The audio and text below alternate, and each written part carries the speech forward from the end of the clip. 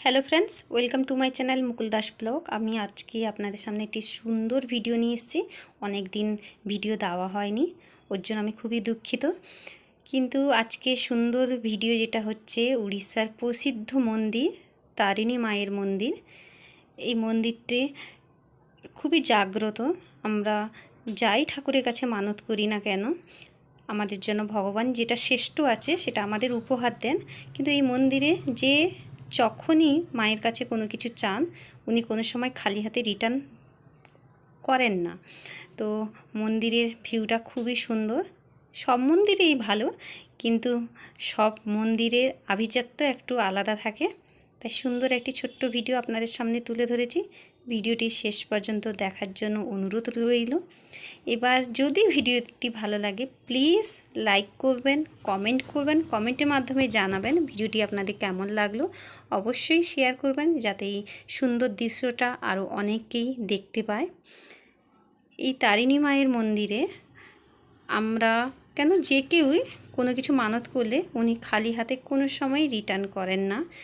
আমরা ভগবানের কাছে যখনই কোনো কিছু প্রার্থনা করি, ভগবান সম্পূর্ণভাবে আমাদের দুহাত ভরে দেন, যেটা আমাদের জন্য সবথেকে বেটার।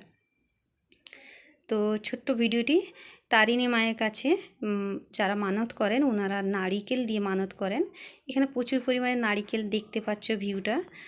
তো ভিডিওটি শেষ পর্যন্ত দেখার জন্য অনুরোধ থাকলো। ভালো থাকবেন, সুন্দর থাকবেন। এবার তারিণী মায়ের মন্দির ছাড়াও আরও অনেক মন্দিরের ভিডিও আমি সঙ্গে করেছি। ভিডিওটি শেষ পর্যন্ত দেখার জন্য অনুরোধ থাকলো। কেমন লেগেছে প্লিজ কমেন্টের মাধ্যমে জানাবেন।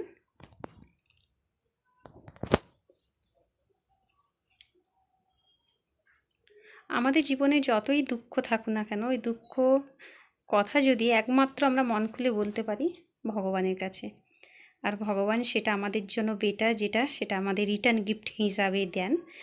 তো তার জন্য নতুন কিছু ভাষা নেই।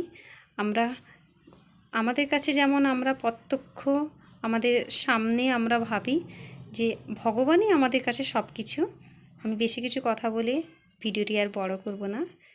ভালো থাকবেন, সুস্থ থাকবেন, সবাইকে ভালো রাখবেন।